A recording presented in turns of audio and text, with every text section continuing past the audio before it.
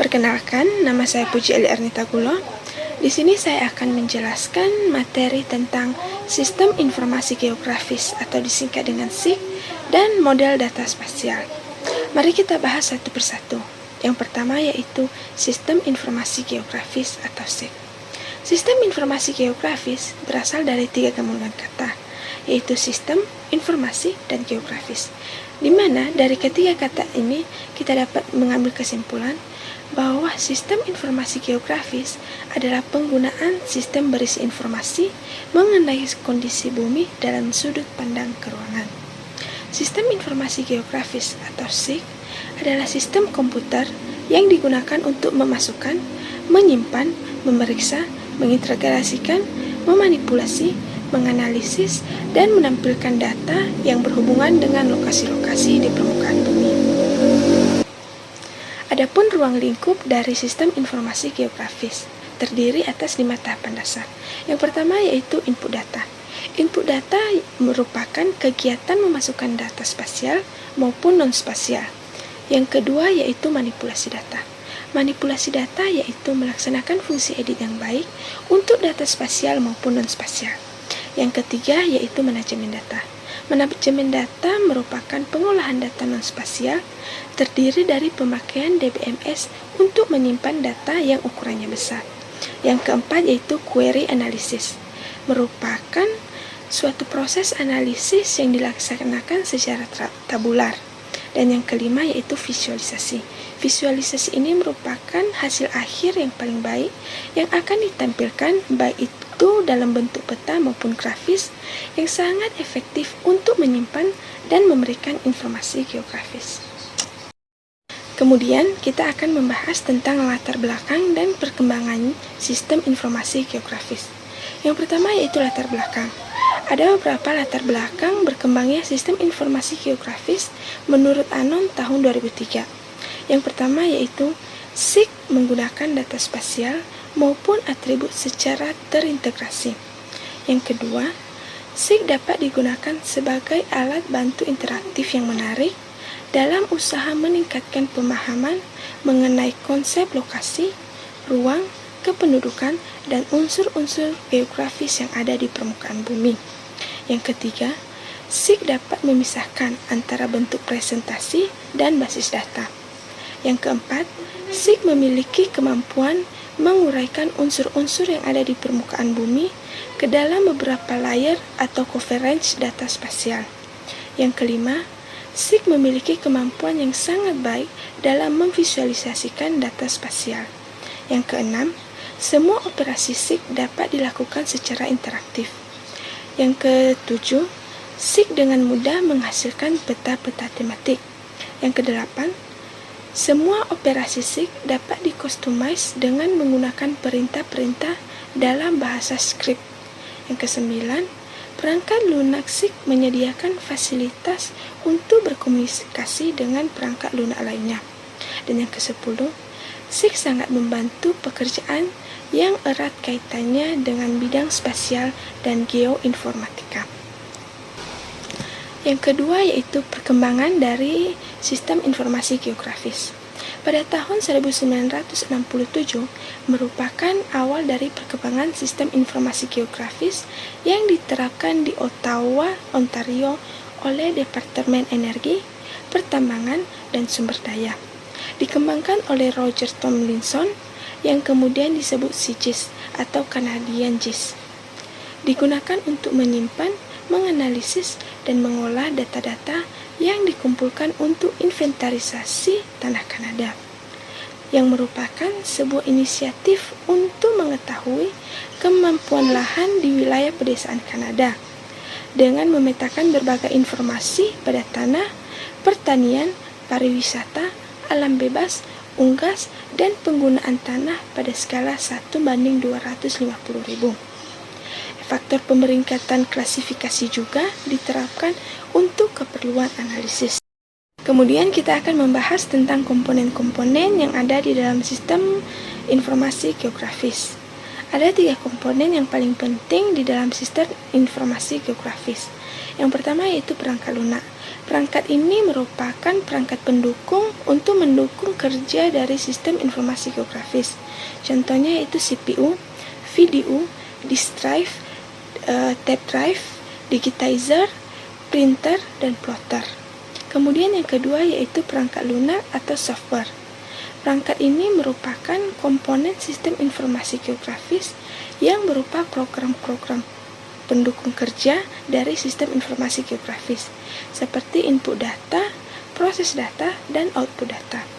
Contohnya yaitu program kerja seperti Quantum GIS, ArcView, dan ArcGIS.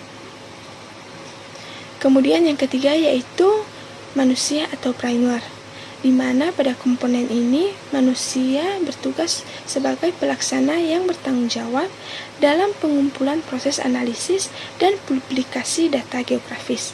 Komponen inilah yang mengolah data hasil lapang untuk selanjutnya diproses atau didigitasi menjadi sebuah peta yang dapat digunakan untuk keperluan tertentu sesuai dengan fungsinya.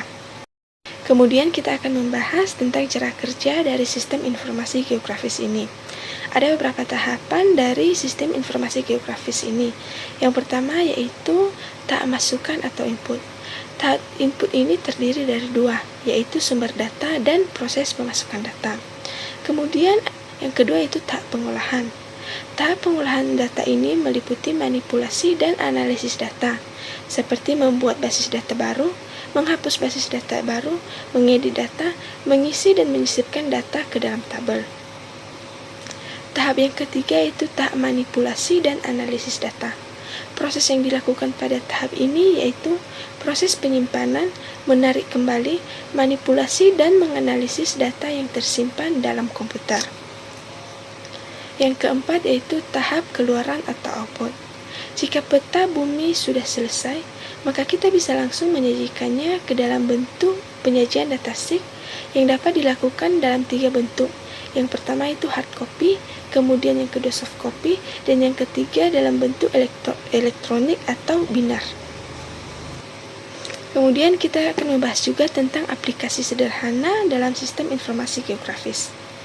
Ada beberapa aplikasi sederhana dalam sistem informasi geografis, yaitu informasi sheet dalam bentuk tabel basis data atau informasi sheet dalam bentuk layar peta digital, membuat peta tematik, visualisasi dan analisis dengan sheet, yaitu relasi, pola, dan tren dalam sheet, kemudian layar peta dalam sheet.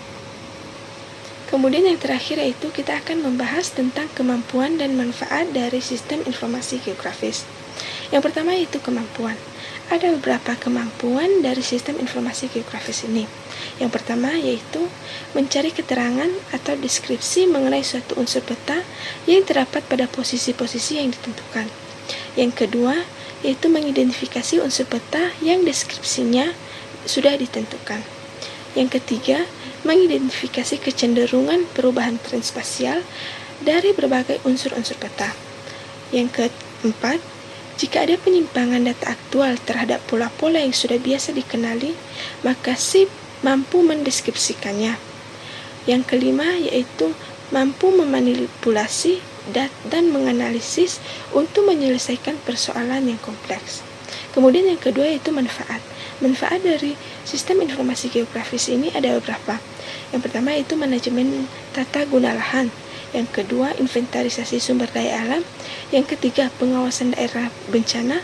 Yang keempat, perencanaan wilayah. Dan yang kelima, kepentingan otonomi. Kemudian kita masuk pada pembahasan yang kedua, yaitu model data spasial.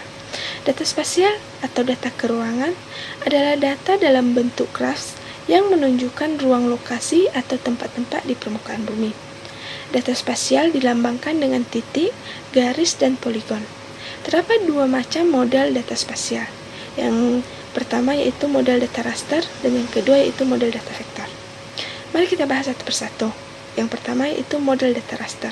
Model data raster adalah data spasial atau keruangan permukaan bumi yang diperoleh dari citra perekaman foto atau radar satelit. Data raster nantinya akan berupa gambaran permukaan bumi dalam bentuk warna kenampakan alam seperti hijau, kuning, biru, dan lainnya. Yang kedua yaitu model data vektor. Model data vektor ini adalah data yang berupa titik, garis, dan area yang berbentuk poligon. Data vektor ini dapat digunakan untuk keperluan peta administratif atau rancangan pembangunan jalan dan lain sebagainya. Kemudian, proyeksi peta dibagi menjadi 3, yaitu proyeksi menurut bidang seperti proyeksi azimutal, proyeksi kerucut, dan proyeksi silinder. Berdasarkan kedudukan garis karakteristik atau kedudukan bidang proyeksi terhadap bidang datum yang digunakan, yaitu proyeksi normal, proyeksi miring, dan proyeksi transveral atau ekuatorial. Koordinat sistem. Koordinat sistem geografi digunakan untuk menunjukkan suatu titik di bumi berdasarkan garis lintang dan garis bujur. Garis bujur yaitu horizontal yang mengukur sudut antara suatu titik dengan titik 0 di bumi, yaitu Greenwich di London, Britania Raya, yang merupakan titik bujur 0 derajat atau 360 derajat yang diterima secara internasional. Titik di barat bujur yaitu 0 derajat dinamakan bujur barat, sedangkan titik di timur 0 derajat dinamakan bujur timur. Demikian penjelasan materi dari saya mengenai sistem informasi geografis dan model data spasial. Semoga materi ini dapat bermanfaat untuk kita semua. Terima kasih.